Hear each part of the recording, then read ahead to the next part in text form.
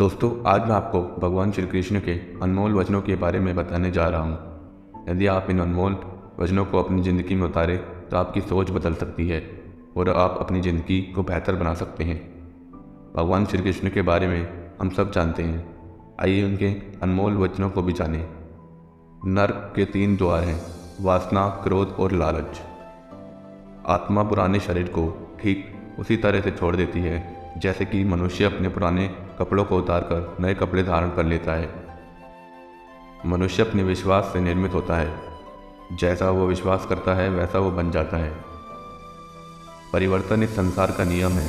कल जो किसी और का था, आज वो तुम्हारा है एवं कल वो किसी और का होगा। जो मन को नियंत्रित नहीं करते, उनके लिए वह शत्रु के समान कार्य करता है। आत्मा ना तो जन्म लेती है, ना कभी मरती है, और ना ही इसे कभी जलाया जा सकता है, ना ही पानी से गीला किया जा सकता है। आत्मा अमर और अविनाशी है। केवल मन ही किसी का मित्र और शत्रु होता है। अत्यधिक क्रोध से भ्रम पैदा होता है।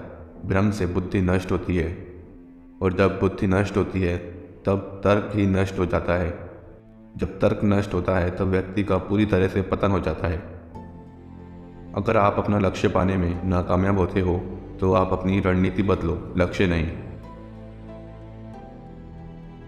सभी मनुष्य अपने विश्वास से निर्मित होते हैं। जैसा वह भरोसा करते हैं वैसा वह बन जाते हैं। निर्माण केवल मौजूदा चीजों का प्रक्षेपण है। अप्राकृतिक कर्म बहुत ज़्यादा तनाव पैदा करता है। उससे मत डरो, जो कि वास्तविक नहीं है और ना कभी था और ना कभी होगा। जो वास्तविक है वो हमेशा था और उसे कभी नष्ट भी नहीं किया जा सकता है। अपने अनिवार्य कर्तव्य को पूरा करो, क्योंकि कार्य करना संपूर्ण निष्कार्यता से बेहतर है। तुम उसके लिए शोक करते हो जो शोक करने के योग्य नहीं होते, और फिर भी ज्ञान की बातें करते हो। बुद्धिमान व्यक्ति ना तो जीवित और ना ही कभी मृत व्यक्ति के लिए शोक करते हैं। इंसान अपने विचारों से बनता है। जैसा वह सोचता है वैसा ही बन जाता है। कर्म का फल व्यक्ति को ठीक उसी तरह ढूंढ लेता है जैसे कि कोई बछड़ा हजारों गायों के बीच अपनी माँ को ढूंढ लेता है। मन अशांत है और उसे नियंत्रित करना कठिन है, लेकिन अभ्यास से इसे वश में किया जा सकता है। अपना पराया, छोटा बड़ा, मेरा तेरा, ये सब अपने मन से मिटा दो और फिर सब तुम्हारा है और तुम सबके हो। अर्जुन केवल भाग्यशाली योद्धा ही ऐसा युद्ध करने का अवसर पाते हैं जो स्वर्ग के द्वार समान है। आनंद बस मन की एक स्थिति है। इसका बाहरी दुनिया से कोई नाता नहीं है। जो कोई भी जिस किसी भी देवता की पूजा विश्वास के साथ करने की इच्छा रखता है, मैं उसका विश्वास उसी देवता में दृढ़ कर देता हूँ। सुख का राज अपेक्षाएं कम रखने में है। सदैव संदेह करने वाले व्यक्ति के लिए प्रसन्नता ना इस लोक में है ना ही कहीं और। खाली हाथ आए और खाली हाथ वापस चले। जो आज तुम्हारा है कल किसी और का या परसों किसी और का होगा। तुम इसे अपना समझकर मग्न हो रहे हो। जो हुआ वह अच्छा हुआ, जो हो रहा है वह अच्छा हो रहा है, और जो होगा वह भी अच्छा ही होगा। तुम भूत का पश्चाताप ना करो, भविष्य की चिंता ना करो, वर्तमान चल रहा है। सम्मानित व्यक्ति के लिए अपमान मृत्यु से भी बढ़कर है। जैसे मनुष्य अपने पुराने वस्त्रों को उतारकर दूसरे नए वस्त्र धारण करता है, वैसे ही आत्मा मृत्यु के बाद अपने पुराने शरीर को त्याग करने से ही प्राप्त करती है। ना ये शरीर तुम्हारा है, ना तुम शरीर के हो। ये अग्नि, जल, वायु, पृथ्वी, आकाश से मिलकर बना है और इसी में मिल जाएगा। परंतु आत्मा स्थिर है। फिर तुम क्या हो? कर्म ही पूजा है।